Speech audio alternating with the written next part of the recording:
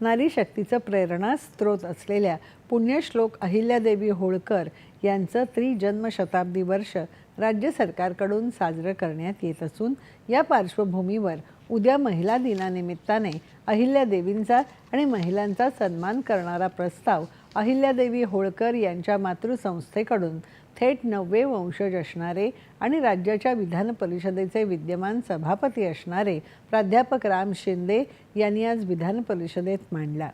अहिल्यादेवींनी आपल्या कर्तृत्ववान व्यक्तिमत्वाच्या जोरावर राज्य करून प्रजेवर अतोनात प्रेम केलं असं राम शिंदे यांनी हा प्रस्ताव मांडताना सांगितलं।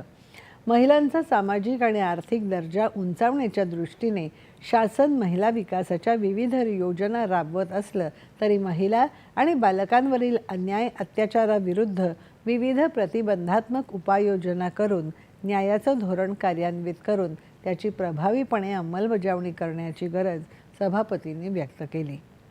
राज्यकारभार करताना अहिल्यादेवींनी घेतलेल्या 4 प्रतिज्ञा कर्तव्य आणि आत्मविश्वासाचा संगम असून मार्गदर्शक आहेत असं उपसभापती डॉक्टर नीलम गोऱ्हे यांनी या प्रस्तावावरील चर्चेत बोलताना सांगितलं।